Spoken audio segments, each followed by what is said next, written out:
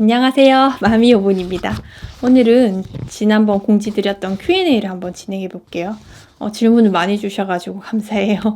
몇 년 전에 남편이 한날 그 회사 동료분한테 호두 파이를 선물을 받아온 거예요. 근데 그게 그분 와이프께서 직접 만드신 거라고 하더라고요. 근데 먹어보니까 너무 맛있는 거라.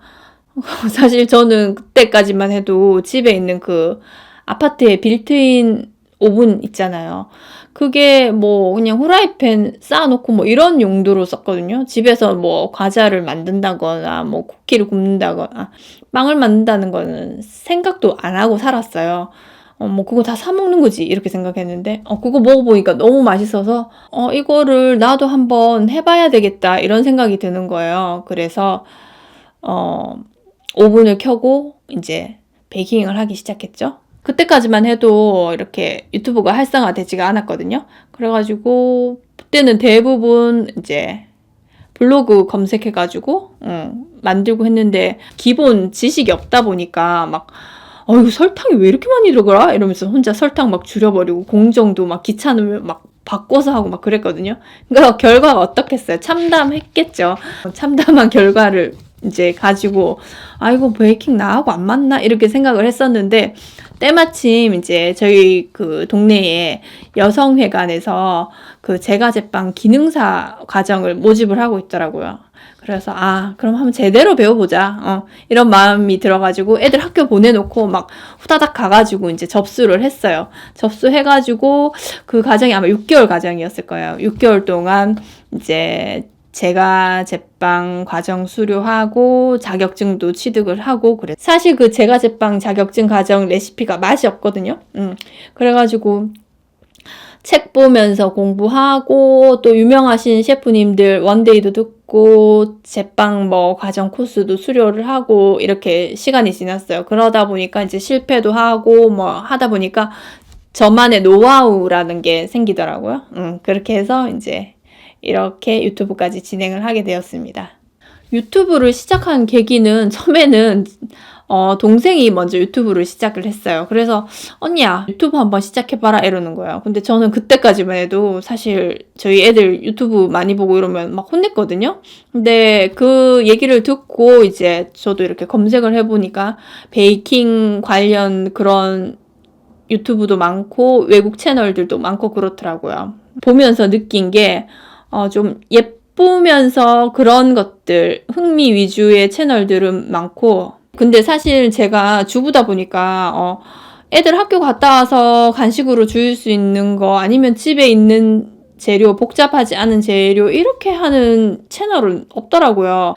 이걸 그러면 내가 해야 되겠다 이렇게 생각을 해가지고 그래서 채널을 만들기 시작했어요. 그냥 재밌었어요. 새로운 걸 하는 게 재밌었어요. 조금 몸은 힘든데 재밌어서 꾸준히 했어요. 그때 당시는 제가 이제 결혼 생활 오래 하고 애들 키우다 보니까 뭐 컴퓨터 같은 거 이제 카메라 같은 거 만질 일이 없잖아요. 그러니까 뭐 촬영이라든지 편집이라든지 일도 몰랐어요, 사실. 처음엔 너무 힘들더라고요. 이거를 뭐 촬영하고 편집하고 이런 과정들이 모르니까 이게 하다 보니까 비교가 되잖아요. 다른 분들 영상은 퀄리티가 너무 좋은데 내 거는 너무 막 구려. 그래가지고 이제 혼자 자극을 받은 거예요. 근데 모든 길은 유튜브에 있더라고요. 컴퓨터도 1도 모르고 촬영법도 1도 모르는데 찾아보니까 검색하니까 다 나와. 정말 없는 게 없이 다 나와요. 그래서 하나하나 시간이 오래 갔지만 배웠어요. 그러다 보니까 이제 저도 이게 하는 게 느는 거예요. 늘어가지고 이제 지금처럼 됐어요. 근데 사실은 지금도 제 영상이 그렇게 영상미가 있다거나 그렇진 않아요. 근데 저는 제 마음은 내가 그 소개하는 레시피들이 진심을 다해서 전달해 드리면 아시겠구나 이런 마음으로 만들고 있어요. 네. 보통 한 2, 3일? 길게는 4, 5일.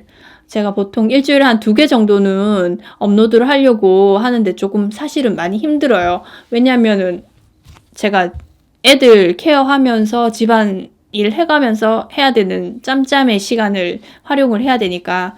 그런데 뭐 오롯이 그것만 한다면은 더 짧게도 할 수 있겠죠. 근데 이제 보통 레시피도 구상을 해야 되죠. 근데 또 그 레시피 구상한 게 다 맛있지는 않잖아요. 그러니까 테스트도 해봐야 되죠. 또 하루 날 잡아가지고 촬영도 해야 되죠. 편집도 해야 되죠. 그러니까 보통 한 3일? 그 정도를 잡는 것 같아요. 카메라 같은 경우에는 제가 지금 캐논 EOS R 사용하고 있거든요. 미러리스. 그전에는 캐논 90D도 사용했다가 200D도 사용했었는데 막 제가 영상에 대해서 자신이 없으니까 카메라를 자꾸 바꾸는 거였는데 결국은 제가 문제였더라고요. 제가 잘 사용할 줄 몰라서. 그리고 렌즈 같은 경우에는 지금 이 캐논의 RF 35mm f 1.8 사용하고 있고요. 마이크는 요거 로데 비디오 마이크 프로 플러스인가? 요거 사용하고 있어요. 자연광에서 대부분 다 촬영을 하고요. 보정 같은 거는 제가 잘 할 줄 몰라서 그냥 올리고 있고, 편집 프로그램은 베가스를 사용하고 있어요. 촬영한 음식들은 아깝지만 사실은 대부분 다 팩이에요. 왜냐면은 이거가 촬영 시간이 길거든요. 길고 이걸 촬영하기 위해서 뭐 구도를 잡기 위해서 이렇게도 놨다가 저렇게도 놨다가 뭐 그러니까 그 빵이 많이 손상이 되고 그러거든요. 그래서 아깝지만은 저희랑 다 폐기합니다. 저희 집 애들은 빵 질려합니다. 왜냐면은 고깃집 애들이 고기 싫어하고 과일 가게 애들이 과일 싫어할걸요. 한마디로 질렸다고 해야 되죠. 몇 년 동안 주구장창 엄마가 막 계속 구워대니까 이제 버터 냄새 싫어해요. 그래서 대부분 만든 것들은 제가 시식하고 나서는 주변에 나눠드려요. 주변에 나눠드리거나 친척들 보내드리고 그렇습니다. 만든 빵들은 보통 1일 안에 드실 거면 실온에 보관하시면 되고요. 좀 더 오래 드시고 싶다 하시는 분들은 포장하셔가지고 냉동실에 보관하세요. 그리고 내가 아침에 빵이 먹고 싶다 이러면은 주무시기 전에 식탁 위에다가 꺼내놓고 주무시면은 딱 먹기 좋게 이렇게 해동되어 있거든요. 그러니까 그거 바로 드시면 되고, 따뜻하게 드시고 싶으면 에어프라이나 오븐에 살짝 이렇게 데워서 드시면 돼요. 제 영상에서 사용하는 계란은 마트에서 판매하는 특란이거든요. 특란 이렇게 딱 깨보면 보통 54g 나와요. 무게가. 그거 사용하니까 그거 참조하시면 되고요. 틀은 요즘 식빵 같은 경우에는 좀 작게 굽잖아요. 그래서 오란다 틀 대짜 그거 사용을 주로 많이 하고요. 그리고 샌드위치 같은 거 만들 때는 풀먼 식빵 틀 그거 사용하고, 그리고 옥수수 식빵틀 이렇게 있으면 좋을 것 같고, 그리고 원형팬, 케이크 굽는 원형팬 그런 거 있으면 좋을 거예요. 가지고 있는 빵틀을 활용하시는 방법은 일단은 반죽 안에 아무것도 들어가지 않은 그런 반죽 같은 경우에는 틀의 한 3분의 1보다 약간만 더 채우시면 될 것 같고요.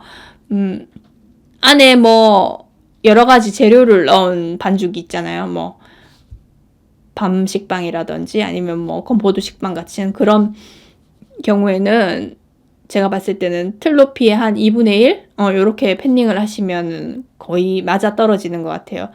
근데 이제 요게 식감에, 자기가 추구하는 식감에 따라서 또 조금 차이가 있거든요. 나는 좀 더 퐁신퐁신한 그런 식감을 좋아한다 하면은 좀 가볍게 넣으시고, 나는 좀 씹는 맛이 좀 묵직한 걸 좋아한다 하면 조금 팬닝 양을 늘리시면 돼요. 요거는 인터넷 같은 데 보면은 용적률 계산해가지고 하는 팬닝 양을 계산하는 공식들이 있거든요. 그런 공식들 찾아보셔서 적용하시면 될 것 같아요. 오븐 온도 같은 경우에는 사실은 제가 제시하는 거는 조금 표준적인 거를 제시를 해요. 가지고 계신 오븐이 전부 다 사양이 다르기 때문에 제가 이 온도에 몇 분을 맞추세요 이렇게 딱 정의하기는 사실은 힘들고요. 직접 이제 테스트를 하면서 데이터를 내셔야 돼요.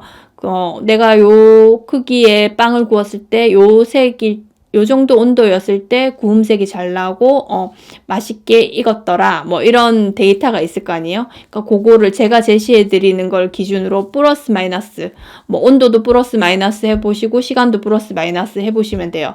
그리고 부피가 큰 빵은 조금 시간이 길어지는 거고, 부피가 작은 거는 또 시간이 좀 줄어드는 거고. 이스트 같은 경우에는 저는 인스턴트 드라이 이스트를 사용해요. 그 인스턴트 드라이 이스트가 발효력이 좋고 보관도 쉽고 그렇기 때문에 그걸 사용을 하고 있고요. 추천하는 제품은 샤프 인스턴트 이스트 이렇게 검색하시면 나와요. 저당용, 저당용이 있는데 그 기준은 이제 설탕 비율이 밀가루 대비해가지고 10% 미만일 때는 저당용 사용하시고 10% 이상일 때는 고당용 사용해 주시면 좋을 것 같아요. 그게 조금 더 이스트가 활성화되는데 적합하게 만든 제품들이거든요. 그렇게 사용하시면 될 것 같아요. 요거는 광고는 아니고요. 제가 사용해보니까 제일 좋은 거고 제일 많이 사용하시는 거라서 말씀드리는 거예요. 개봉한 이스트는 밀폐 용기에 담아서 냉동 보관해주세요. 그래야지 다음에도 발효가 잘 되거든요. 물 온도를 여쭤보시는데 요거는 물, 우유, 달걀 다 포함되는 얘기예요. 이게 중요한 이유가 반죽 온도하고 이제 직접적으로 영향이 있거든요. 반죽 온도를 우리가 기본으로 잡는 게 27도, 8도 이렇게 잡는데 물 온도를 뭐 미지근한 물로 해가지고 사용해버리면 우리가 반죽하면서 마찰열도 발생을 하고 그 기본 물 온도도 있기 때문에 그보다 확 높아질 수도 있어요. 그러면 이제 좀 반죽을 우리가 컨트롤하기가 힘들어져요. 과발효가 될 수도 있고 반죽이 좀 축축 처질 수도 있고 그렇거든요. 차라리 반죽 온도가 낮으면 뭐 발효 시간이 걸리긴 하지만은 컨트롤하기는 쉽거든요. 그러니까 계절별로 이제 물을 저 같은 경우에는 어떻게 사용하냐면 할 때마다 이제 물 온도 계산해서 해도 되지만은 사실은 좀 그렇게 번거롭잖아요. 봄, 가을에는 그냥 이제 수돗물, 일반 수돗물 사용하시고요. 여름에는 냉장고에서 꺼낸 그 우유나 달걀 사용하시고요. 그 겨울 같은 경우에는 전자레인지에 한 10초 내외로 이렇게 돌리셔서 사용하시면 될 것 같아요. 달걀 같은 경우에는 냉장고에서 그냥 이제 꺼낸 달걀 여름에 사용하시고 봄, 가을에는 그냥 실온에 뒀다가 사용하시고 겨울도 마찬가지고요. 그렇게 사용하시면 돼요. 제가 제일 좋아하는 최애 레시피는 연유 브레드예요. 연유 브레드 같은 경우에는 사실 진짜 팔아도 될 것 같은 그런 레시피거든요. 한번 안 만들어 보신 분들은 만들어 보세요. 강추. 그리고 전 식빵을 자주 구워요. 왜냐면 활용도가 제일 높잖아요. 샌드위치 만들어 먹어도 되고 뭐 잼 발라서 애들 줘도 되니까. 제 식빵 레시피 중에 생크림 식빵을 제일 자주 굽고요. 그리고 베이글 레시피도 저는 자주 구워요. 근데 솔직히 좀 속상한 게 베이글이 맛있는데 조회수가 너무 적게 나와서 속상합니다. 지금부터 조회 좀 해주시고요.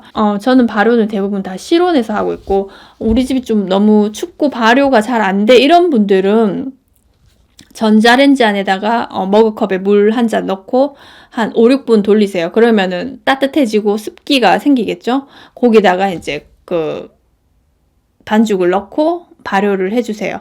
그런데 이 방법은 사실은 겨울에 사용하시는 거를 추천드리고 다른 계절에는 안 하시는 게 좋아요. 오히려 과발효가 될 수가 있거든요. 그 시간을 내가 반죽 상태를 안 보고 그냥 넣어놨다가 깜빡하고 그러면은 과발효가 될 수 있으니까 요거는 정말 발효가 잘 안 되고 요럴 때 사용하시면 돼요. 오븐에다가 발효하시는 방법도 있고 그런데 그냥 실온에 발효하시는 게 저는 제일 내가 관찰하면서 할 수 있으니까 제일 좋은 것 같아요. 앞으로 계획은 제 채널의 콘텐츠를 조금 더 다양하게 만들어 보고 싶어요. 요즘 또 비건에 관한 것도 많이 요청을 해주시고 또 외국 구독자분들은 한국 요리에 관한 것도 많이 궁금해 하시고 하니까 다양한 요리를 접하실 수 있는 그런 채널이 될 수 있게 한번 제가 콘텐츠를 개발을 해보겠습니다. 반죽 잘하는 법은 제가 보통 영상에서 소개해드리는 반죽법들로 하시면 되는데 좀 더 자세하게 설명을 해주시기를 원하시는 것 같아서 추후에 풀 버전으로 반죽 풀 버전으로 업로드를 한번 해드릴게요. 이렇게 마미오븐 채널에 관심과 사랑을 가져주셔서 정말 감사합니다. 고마워요.